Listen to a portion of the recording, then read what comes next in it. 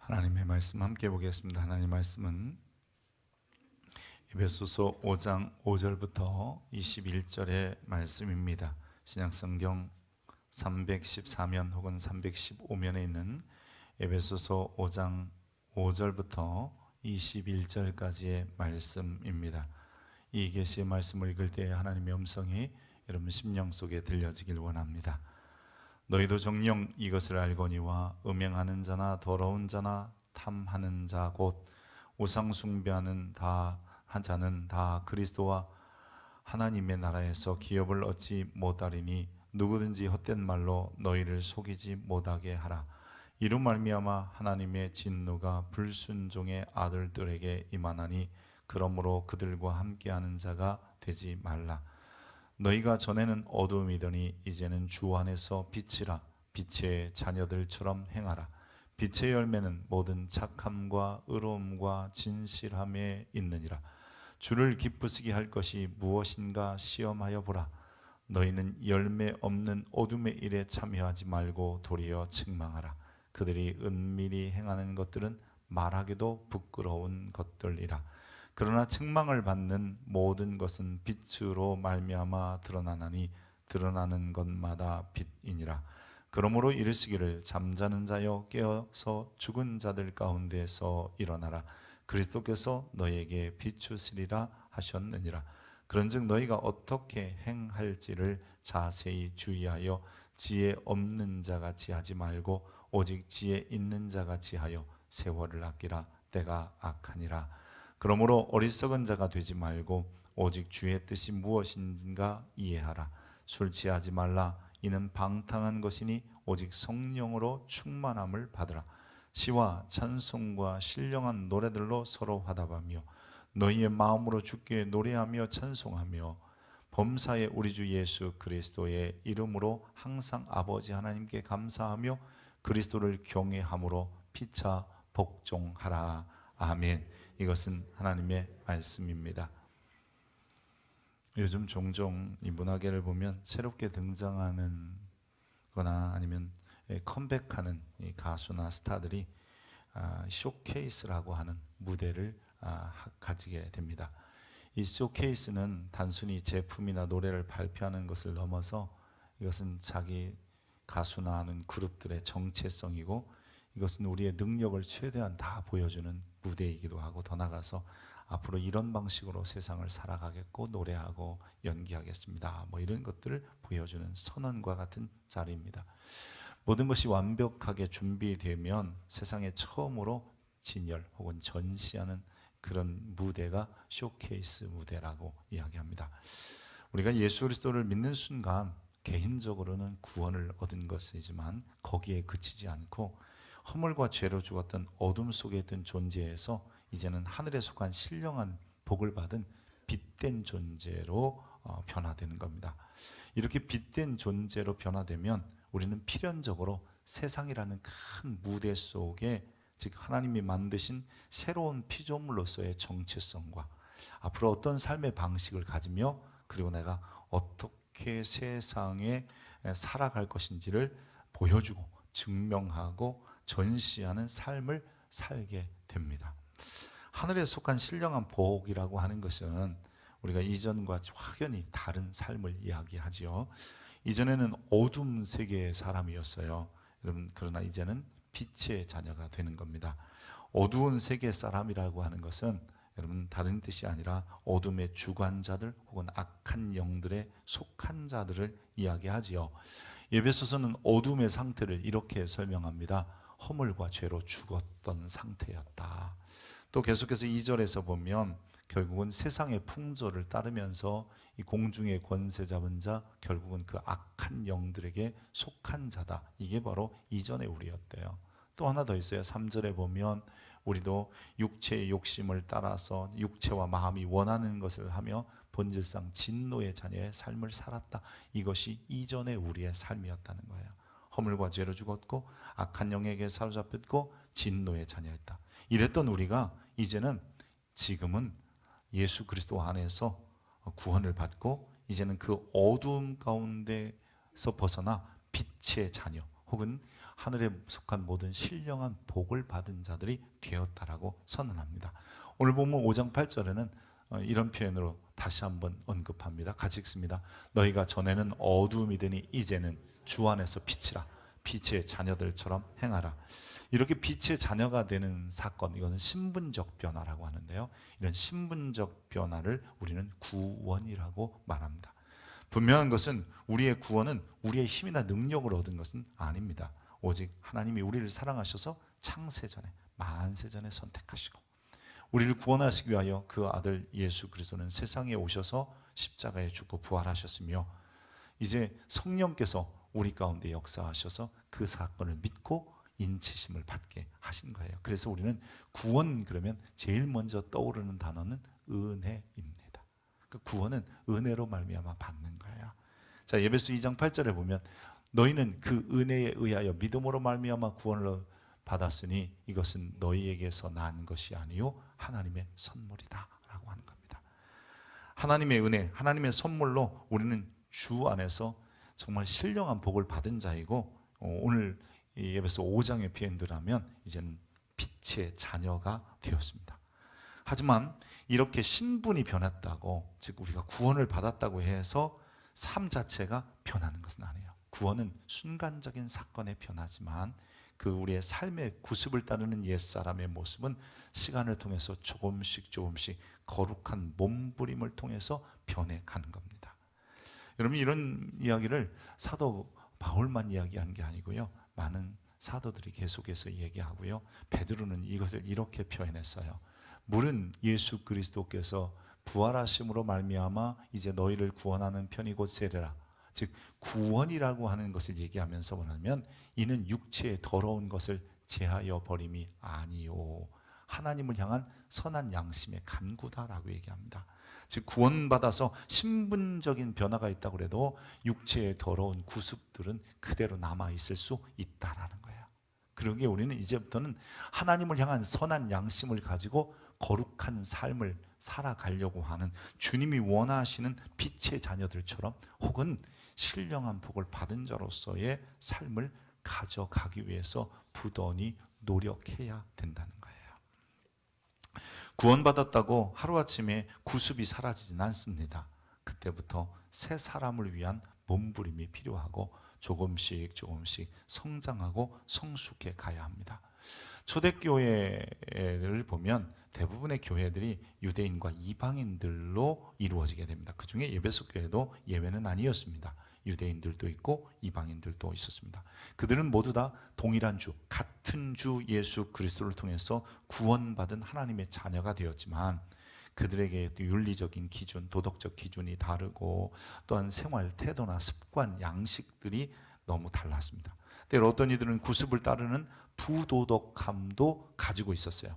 즉 예수를 구주라고 고백하지만 여전히 교회 안에서 부도덕한 삶의 모습이 드러났고 우상 제물이나 아니면 또 그 이외에 기타 등등의 음행의 모습들, 또 분쟁과 시기들도 있었습니다. 유대인들은 늘 율법 준수의 문제를 가지고 이방인들과 이견을 대고 다투기도 하고 분쟁하기도 했습니다. 그러기에 바울은 에베소 교회뿐만 아니라 이 에베소서라는 편지가 주변에 있는 교회들도 함께 읽히기를 바라면서 이 편지를 쓰면서 너희가 하나님의 선물인 구원을 다 같이 받았다면 이제부터는 그리스도를 닮아가라. 그리고 하나님의 말씀인 진리 안에서 거룩한 삶을 살려고 하는 몸부림을 하라고 이야기하는 겁니다. 때로는 그들 안에, 이방인 안에도 좋은 부분이 있었고요, 유대인 안에도 선행도 있어요. 그런 것은 잘 지켜가야 한다. 하지만 반드시 버려야 될 부분은 이방인이든 유대인이든 버리라고 하는 거지요. 허망한 마음, 방탕한 생활, 즉 생명 없는 구습이 너희 안에 있다면 좀 벗어 던지고 의와 거룩함으로 혹은 지으심 받은 좀 새로운 사람으로 좀 덧입어 가라. 여러분, 이게 옷 입는 뜻이 아니라고 그랬잖아요. 그리머라고 하는 거예요. 눈으로 보이도록 옷 벗고 새 옷 입는 것처럼 이제는 새 사람을 덧입는 그런 열정을 가지라고 하는 겁니다. 우리는 여기서 새로운 공동체에 속한 우리의 모습을 종국적으로 어떠해야 되는지를 배워야 합니다. 지난주에는 이런 얘기했지요. 도덕질하던 자는 도덕질하지 말고 구제해라. 거짓말하는 자는 거짓말하지 말고 참말해라. 분을 품지 말고 분을 빨리 해결하라. 좀 삭혀라. 풀어라. 악을 버리고 좀 예수님 닮아서 살아야 한다. 여러분, 우리가 굉장히 이런 이야기를 들을 때마다 굉장히 높은 하이 퀄리티의 윤리적 가치가 아니라는 거예요. 그냥 상식적인 거예요. 상식적이고 가장 기본적인 모습, 여러분, 이것이 어쩌면 빛의 자녀들이 가져야 될 기본적인 태도, 삶의 양식이에요. 우리 그리스도인들이요, 문제는 이 상식에도 못 미치는 행동을 하기 때문에 문제가 많아요.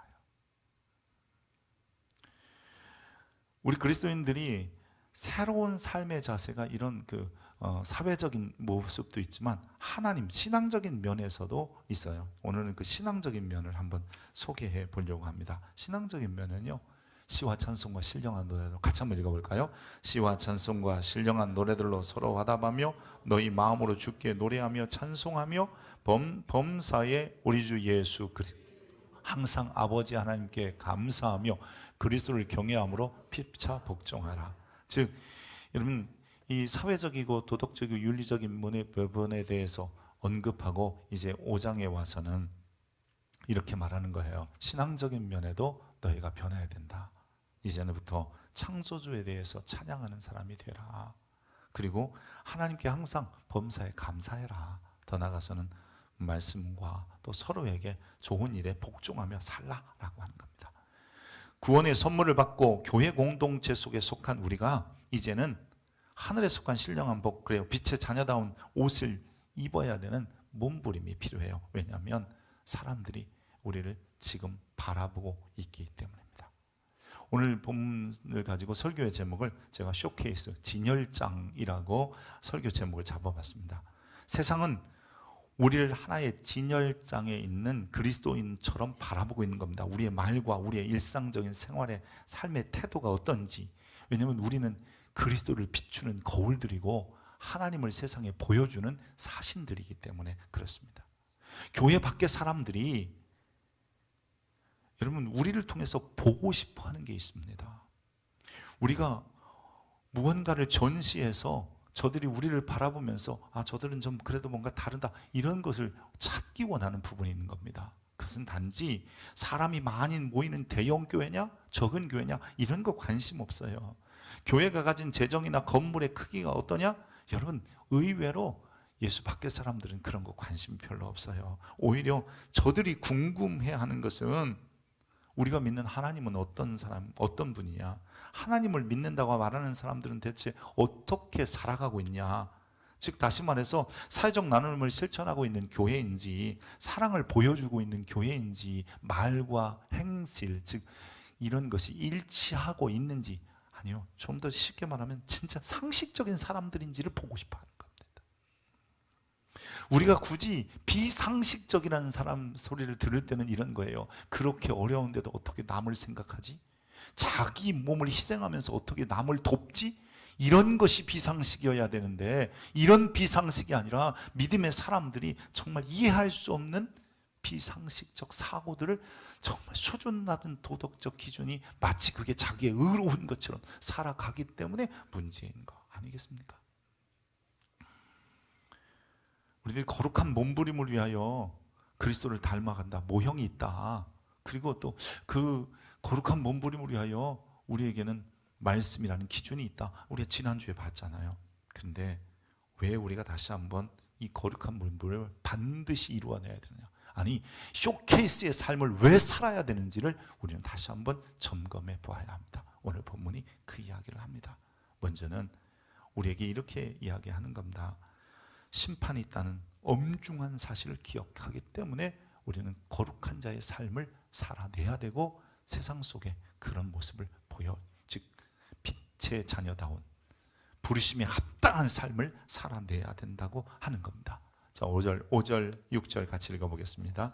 너희도 정녕 이것을 알거니와 음행하는 자나 더러운 자나 탐하는 자 곧 우상 숭배자는 다 그리스도와 하나님의 나라에서 기업을 얻지 못하리니 계속해서 누구든지 헛된 말을 너희를 속이지 못하게 하라. 이로 말미암아 하나님의 진노가 불순종의 아들들에게 임하나니. 하나님의 진노, 여러분, 이것은 하나님의 판단이에요. 값없이 우리가 구원을 받아서 하나님 앞에 이제 먼 날 설 때에 우리의 행실에 대해서 하나님이 판단하신다는 거예요. 그때 잘했다는 칭찬을 받아야죠. 그때 참 열심히 살았구나, 수고했다, 주님이 인정할 만한 성도가 되어야 합니다. 어떤 한 사람이 직장에 취직하는 것, 그것도 중요한 일이지만 직장에 들어가서 자기의 업무 능력을 통해서 자기에게 주어진 역할을 잘 해내는 것 더 중요합니다. 자기에게 주어진 업무 능력이 없으면 여러분, 그 사람은 결국 그 직장에서 도태되고 퇴사 처리되지 않겠어요? 오래 버티지 못하게끔 되어 있습니다. 그렇다면 우리도 마찬가지예요. 우리가 값없는 구원으로 기뻐하고 그것에 만족하지 않고 칭찬받는 모습을 위하여 자라가야만이 신앙생활이 재미가 있습니다. 근데 구원받은 것 가지고 여러분 오래가지 않더라고요. 구원의 기쁨이 오래가지 않아요. 여러분, 이렇게 한번 생각해 보세요. 군대 간 아들이 돌아왔어요. 처음에는 한 달은 기뻐요. 두 달, 석 달 계속 집에서 빈둥거리고 해주는 밥이나 축 내고 그리고 게임기에만 앉아있으면 여러분, 그 다음부터는 엄마들이 속이 터져요. 그리고 이렇게 말해요. 다시 군대 가라. 그렇게 오기를 바랬던 아들을 말이에요. 근데 한번 기억해 보세요. 계시록에 보면 에베소 교회에 대한 이 언급이 있어요. 소아시아 7교회 첫 번째로 언급되는 게 에베소 교회인데 에베소 교회 칭찬도 받았어요. 근데 그 칭찬 이후에 책망의 모습이 있어요. 어떻게 드러나냐면 이렇게 등장합니다. 그러나 너를 책망할 것이 있나니 너의 처음 사랑을 버렸다 라고 하는 겁니다. 처음 사랑을 상실한 것에 대한 책망을 받는 거예요. 여러분, 책망 하나님이 반드시 심판대 앞에서 하십니다. 그러기에 우리는 첫사랑을 잊지 않고 지켜가야 돼요. 하늘의 신령한 복을 받은 구원받은 백성으로서 새로운 공동체로서 우리가 세워졌다면 그 안에서 그리스도의 몸을 이루기까지 주님께서 원하시는 믿음의 분량에까지 자라기 위해서 우리는 거룩한 몸부림을 오늘도 끊임없이 해야 돼요. 심판이 있음을 기억하십시다. 두렵고 떨림으로 여러분에게 협박하고 공갈치려는 게 아니에요. 하나님 앞에 서고 심판대 앞에 설 것을 기억하면서 우리는 거룩한 몸부림을 통해 주님이 원하시는 빛의 자녀로 혹은 부르심에 합당한 삶의 모습으로 신령한 복을 받은 자로서 세워져 갈 수 있기를 축복합니다. 두 번째는 우리에게 목표가 분명히 주어졌기 때문에 그 목표를 향하여 달려가는 몸부림이 필요한 거예요. 한번 같이 읽습니다. 너희가 전에는 어둠이더니 이제는 주 안에서 빛이라. 빛의 자녀들처럼 행하라. 빛의 열매는 모든 착함, 의로움, 진실함에 있다라고 얘기합니다. 이게 여러분, 착하고 의롭고 진실함이라고 하는 것이 우리가 자라가야 되는 기준이 되는 거잖아요. 목표가 주어졌으면 그 목표를 달성해야 되는 것이며, 여러분, 그 목표가 있으면 그 목표에 도달해야만이 기쁨이 있는 거예요. 우리 그리스도인들에게는 착함이라고 하는 목표가 주어진 거예요. 일종의 관대함, 그리고 온유함, 도덕적인 좋은 성품을 얘기하는 거예요. 우리 사람들에게 좀 온유하면 돼요. 참 제일 속 좁은 사람은 우리가 밴댕이, 소갈딱지 뭐 이렇게 표현하잖아요. 이 밴댕이들은요, 잡아놓으면 강화도에서 이 밴댕이 젓갈이 유명하대요. 근데 잡아놓으면 금방 죽는데요. 성질이 급해서 그 조그만 통에서 못 견디는 거예요. 우리 그리스도인들이 좀 넓은 마음을 가져야 돼요. 온유한 마음을 가져야 돼요. 여러분, 좋은 도덕적 성품이 필요해요. 쉽게 말하면 이런 거예요. 누가 나한테 돈 빌려고 안 갚아도 쉽게 잃어버릴 만큼, 그건 그냥 그 정도는 괜찮아, 이런 마음이 필요해요. 여러분, 그 분량도 정하세요. 누가 나한테 뭐라고 해도 나는 그 정도까지는 참을 수 있어. 여러분, 꼭 참으십시오. 그만큼의 분량을 정하세요. 누가 나한테 손가락질해도 나는 이 정도까지는 인내할 수 있어. 여러분, 그런 마음이 필요한 거예요. 그것도 정하세요. 혹시 그 이상이 되거든 그 자리를 피하면 돼요. 그런 착함이 우리 그리스도인들에게 필요한 거예요. 그게 우리의 기준이어야 돼요. 이걸 기준을 조금씩 늘려가면 돼요. 또 두 번째는 의로움도 있어요. 의로움이라고 하는 말이 여러분, 하나님과 사람에 대한 자신의 의무를 공정하게 행하는 게 의로움이에요. 내가 하나님 앞에 해야 될 의무가 무엇인가? 내가 가족에게 남편으로서, 아내로서, 자녀로서, 부모로서 의무가 무엇인가? 내가 사회적 의무는 무엇인가? 이런 올바른 행위를 감당해내는 것이 의로움인 거예요. 나 의롭다 이렇게 말하는 게 아니에요. 내 의무를 다하는 것이 바로 의로움이에요. 디카이오시네요. 이게 바로 헬라어예요. 진실함이라는 것은 알리데이아라고 하는데, 이 말은 말과 행위에 있어서 순수하고 어긋남이 없이 진실하다, 정직하다라는 의미를 가지고 있어요.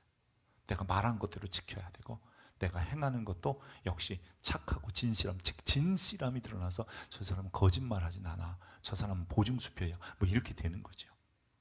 이 세 가지 빛의 열매들을 얘기하면서, 이전에 너희는 어둠인데 이제는 주 안에서 빛이니까 이게 너희들의 삶의 기준이어야 한다는 거죠. 그래서 모든 사람 앞에 착함과 의로움과 진실함을 드러나기 위해서 때로는 분도 참는 거고요, 악독도 버리는 것이고요, 허망한 마음, 방탕한 생활들도 내버려야 되는 거예요. 구습은 다 벗어버리고 새로운 삶을 향한 몸부림이 있어야 되는 거예요. 사람들은 지금 우리 그리스도인들을 통해서 보고 싶은 게, 정말 저 사람은 온유한지, 관대한 마음을 가졌는지, 그걸 보고 싶어 하고요, 우리 안에서 의무를 다하는지, 남편의 의무를 다 지키는지, 혹은 교인의 의무를 다하는지, 이 국가와 이 민족을 위하여 이 어떤 이 국민의 의무를 다하는지, 뭐 그런 것들도 보고 있는 겁니다. 그리고 말과 행실이 얼마나 일치하는지도 우리를 보고 있는 거 아니겠어요? 그래서 이런 착함과 의로움과 진실함은 결국 하나님을 기쁘시게 할 뿐만 아니라 사람들에게도 야, 참 잘 산다 칭찬받을 수 있는 계기가 되는 겁니다. 여러분, 우리가 새 사람, 하늘에 속한 신령한 사람, 그래요, 빛의 자녀, 분명한 기준이 있는 거예요. 그 기준에 도달하기 위해서 오늘도 요만큼 노력하면 됩니다. 어느 순간 나를 돌아볼 때 내가 그렇게 살아가고 있는 나, 좀 더 성숙한 나를 발견하게 되는 것이죠. 마지막으로 우리가 거룩한 몸부림을 해야 되는 이유가 뭐냐면, 이것은 성경의 오랜 가르침, 즉 지혜의 본질이기 때문이에요. 오늘 본문 우리가 15절, 16절 한번 읽어보겠습니다. 그런즉 너희가 어떻게 행할지를 자세히 주의하여 지혜 없는 자같이 하지 말고 오직 지혜 있는 자같이 하여 세월을 아끼라. 때가 악하니라. 지혜의 근본은 여호와를 경외하는 거예요. 지식의 근본은 여호와를 경외하는 거예요. 많이 안다, 세상적인 정보를 많이 가졌다, 아니면 이 사칙 연산에 박다, 셈과 수에 정확하다, 이런 게 지혜가 아니라, 지혜는 내 인생 속에서 여호와를 발견하고 그분을 경외하는 삶을 살아내는 데 있는 거예요. 이것은 성경의 오랜 가르침이잖아요. 그래서 지혜로운 사람, 가장 똑똑한 사람이 누구냐? 여호와를 잘 섬긴 사람이라고 하는 거예요. 그런 사람이 여호와를 잘 경외하기 때문에 사람도 존중하게 되는 것이에요. 여러분, 오늘 우리들이 시간이 얼마나 빨리 갑니까? 벌써 11월 마지막이고요. 다음 주는 11월이긴 하지만 11월 30일 그리고 12월, 이제 겨우 한 달 조금 더 남았어요. 자고 일어났더니 한 주씩 가, 젊은 거예요. 자고 일어났는데 한 달씩 가 하시는 분도 있고요. 난 자고 일어났더니 1년 지났네 하시는 분도 있는 거예요. 이분 연세가 드신 거잖아요. 실제로 연세가 드시면 시간이 굉장히 빨리 간다고 느껴지신다고 그래요. 그렇다면 사랑하기 살기도 바쁜 세월에 우리는 다투고 미워하고 시기하고 질투하는 이 허망한 일들과 방탕한 생활에 젖어 생명 없는 것을 추구하면 안 되지 않겠습니까? 세월을 아껴라, 때가 아껴니라. 시간을 아끼는 사람은요, 단지 그냥 쪼개서 시간을 사는 사람이 아니라 그 시간을 통해서 하나님을 경외하는 사람이에요. 아무리 바빠도, 아무리 힘들어도, 아무리 어려워도, 내가 정말 24시간이 아니라 25시간도 부족함에도 불구하고 내가 하나님을 경외하기에 착함을 드러내고 온유하고 관대한 마음을 갖고 의롭고 내게 주어진 의무는 다하고, 그리고 사람들 앞에 말과 행실에 있어서 어긋남이 없는, 언밸런스 나지 않는 삶을 살아내는 사람, 여러분, 이런 사람이 세월을 아끼는 사람이라고 하는 것이에요. 놀고 쉬고 그냥 일하고 그냥 일만 추구라고 하면서 나는 시간 없어요, 불쌍한 사람인 거예요. 여러분, 출애굽기에 뭐라 그랬어요? 좀 덜 먹고 덜 먹더라도 출애굽기의 목적은요, 노동자가 아니라, 즉 이 세상에서 일하다 죽는 게 아니라 하나님을 예배하다 죽는 백성을 만들기 위해서 애굽 땅에 건져내신 거야. 좀 덜 벌면 어때요? 덜 누리면 좀 어때요? 덜 가지면 어때요? 예배자로 살아야지. 하나님을 찬미하고 하나님께 감사하고 서로 하나님의 말씀에 복종하는 일을 함께 해가는 것, 이게 바로 우리에게 원하시는, 주님이 원하시는 이 신령한 복을 받은 사람들의 삶의 기준이잖아요. 말씀을 맺습니다. 숏케이스에 놓인 우리들, 세상 사람들이 우리를 바라보면서 결국 우리를 통해서 저들은 하나님을 알게 될 것이며, 하나님이 찬양의 대상이고 감사의 대상인 것을 그들은 발견하게 될 것이며, 또한 하나님의 뜻이 무엇인지도 우리를 통해서 보게 될 것입니다. 어느 교회 갔더니요, 교회 앞에 크게 이렇게 써 있어요. 우리는 성경을 읽지만 세상 사람들은 우리를 읽는다, 뭐 이렇게 써 있더라고요. 맞아요. 우리는 성경 읽어요. 근데 세상 사람은 우리를 읽으면서 하나님을 알게 되는 거예요. 우리는 예수를 믿는 순간부터 쇼케이스의 삶을 살아갈 수밖에 없는 겁니다. 이러한 모습, 여러분, 그게 그렇게 대단한 게 아니고요, 그런 사람에게 원하는 도덕적 수준이 그렇게 하이 퀄리티가 있는 그냥 고 단계, 즉 높은 수준의 도덕이 아니에요. 아주 상식적이고 평범하면 돼요. 단지 하나, 평상시가 아닌 힘들고 어려운 상황 속에서도 그렇게 살아가는, 내가 지금 답답하고 내가 어렵고 내가 고통스러운데도 불구하고 그 도덕적인 수준을 지켜가는, 그 착함과 의로움과 진실함을 지켜가는 이런 모습을 사람들이 이해할 수 없다고 말해야 되는 거예요. 세상 사람들이요, 예수 믿는 사람을 이해할 수 없을 때, 어떨 때 이해할 수 없냐면 두 가지예요. 첫째는 믿음으로 살아가는 사람 이해 못하고 성령으로 사는 사람 이해 못하는 거예요. 근데 그 사람들의 공통적인 특징이 뭐냐면 세상에 취하는 게 아니에요. 오히려 세상보다 대단한 삶을 사는 게 아니에요. 힘들고 어려움에도 불구하고 찬송하고 감사하며 복종하고 사는 거예요. 내게 손해가 되더라도 착하고 의롭고 진실하게 사는 거예요. 그래서 여러분, 세상 사람들이 볼 때 이 쇼케이스에 있는 우리들의 모습을 보고 저들이 우리하고는 좀 다르다, 그게 구별이고, 그걸 다른 말로 신학적인 용어로 거룩이라고 하는 것 아니겠어요? 우리가 거룩해져야 되는 거잖아요. 그 거룩이 대단한 삶이 아니라 세상 사람들은 이해할 수 없을 만큼의 그 퀄리티 아니에요. 뭐 대단한 수준의 상식 아니에요. 일상적이고 평범하지만 어려워도 지켜가는 거예요. 힘들어도 지켜가는 거예요. 내게 손해가 돼도 그렇게 해가는 거예요. 죽더라도 주님을 찬양하고 주께 감사하고 말씀에 복종하는 삶을 살아내는 거예요. 그런 사람, 그게 구별된 사람이에요. 여러분, 오늘 에베소 5장 18절에 이런 말씀이 있어요. 술 취하지 말라. 세상에 취하지 말라는 거예요. 어둠의 일에 취하지 말라는 거예요. 술 취하면 자기가 자기를 못 컨트롤하잖아요. 구습에 취하지 말라는 거예요. 그리고 이제는 성령에 취하라.